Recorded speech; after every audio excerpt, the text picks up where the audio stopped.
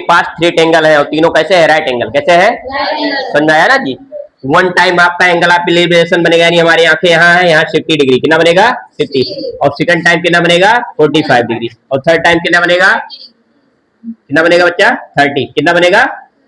आपका ट्रिक है, यही ट्रिक आपका आ गया तो आपका सवाल खत्म। क्योंकि अगर हम आपको डायरेक्ट जब पहली बार पढ़ाए थे आर डी शर्मा, अगर उसमें डायरेक्ट आपका सवाल लगा दिए होते ना, आपको ये ना आया होता तो आपको सवाल नहीं आता, लेकिन आपको यहीं से आया था इसलिए आपको सवाल आ गया था। तो देखो बच्चा, जब यहाँ 60 हो ना तो इसके सामने वाला एंगल जो परपेंडिकुलर होता है वो कितना डिग्री होता है? √33। और नीचे वाला कितना होता है जी? 1। अब बताओ ये क्या होता है बच्चा? हाइपोटेनियस। क्या होता है? तो बताओ जरा, हाइपोटेनियस का square is equal to perpendicular का स्क्वायर प्लस बेस का स्क्वायर।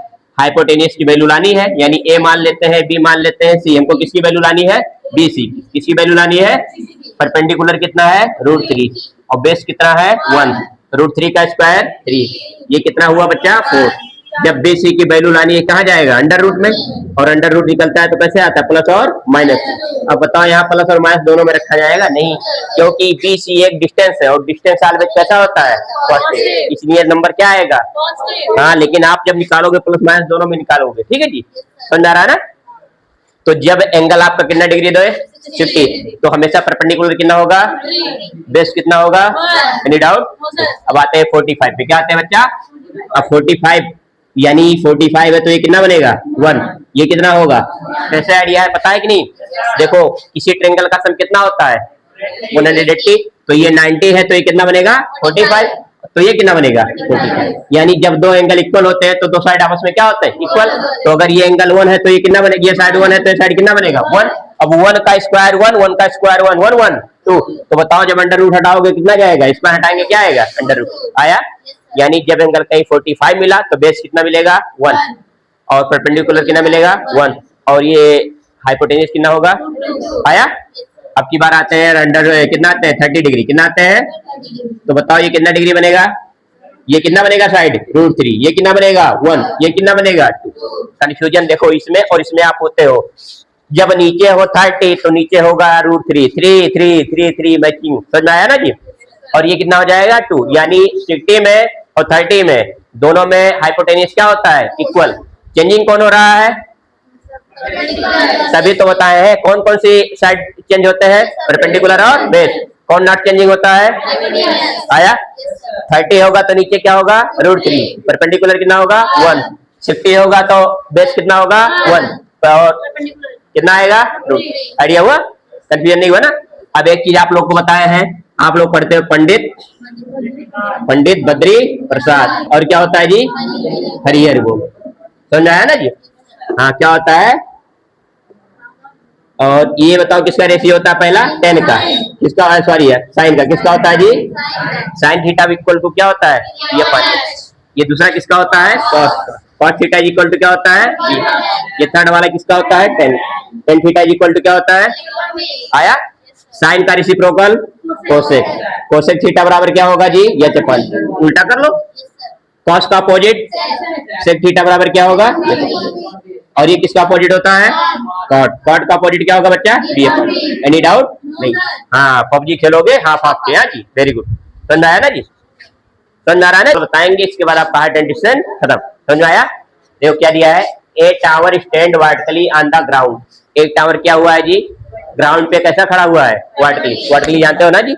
दो लाइन, जो लाइन ऐसे होती है उसे क्या कहते हो आप? वर्टिकली। और जो लाइन ऐसी होती है उसे कैसी होते हैं? हॉरिजॉन्टली। तो ये कैसा टावर कैसा है? Vertically. From a point on the ground which is 15 metre.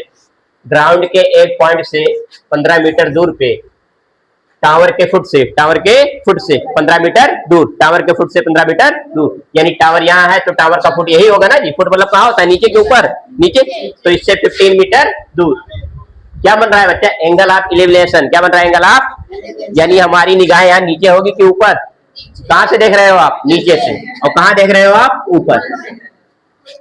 Of the top of the tower found to be 60 degree. कितने डिग्री का एंगल बना? आया। हमको क्या लाना है भैया? Height of tower. तो मान लेते हैं ये ए है, ये क्या है? बी। ये क्या है? सी। अब आप बताओ जरा, जब ये 60 डिग्री होता है तो ये कितना होता है? 1।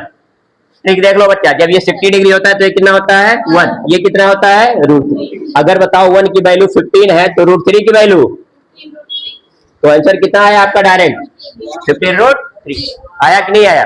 आ गया जी। तो आंसर हो गया, लेकिन अब लिखना बताना पड़ेगा ना जी। तो लिखेंगे let the triangle, let the triangle नहीं जी, क्या है ये, क्या है, क्या है, tower. Let the height of tower, let the height of tower BH।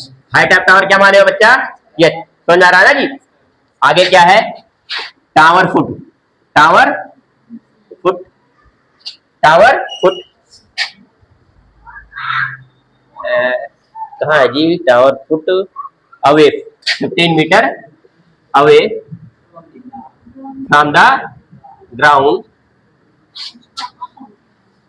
Make a angle, make a angle of elimination. समझ में आ रहा है कि नहीं आ रहा है? मेक एंगल ऑफ इलिमिनेशन आ रहा है बच्चा? ये बताओ जरा, आपका हमको लाना क्या है? हाइट। क्या लाना है? हाइट। ऐसा कौन सा ट्रिग्नोमेट्री रेशियो कितने होते हैं? 6। अब बताओ कौन सा होता है जिसमें P और B होता है? 10। कौन सा होता है? तो आप कौन सा ट्रिग्नोमेट्री रेशियो लोगे, ये आइडिया आपको कहाँ से पड़ेगा? पंडित बद्री प्रसाद से। और वो कैसा होना चाहिए? दिमाग में दौड़ना होना चाहिए, याद नहीं करना है आपको। तो भैया हमको P लाना है, क्या लाना है? P। और हमको B क्या है? गिवन। तो किस ट्रिग्नोमेट्री रेशियो में होते हैं? 10। तो tan थीटा बराबर क्या होता है? Perpendicular upon base. थीटा की वैल्यू 50 और P की वैल्यू क्या माने हैं हम? H। और B की वैल्यू कितना है? 15। आया कि नहीं आया?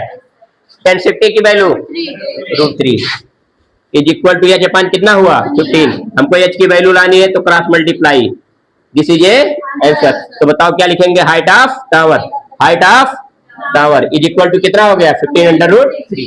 समझ आया कि नहीं आया?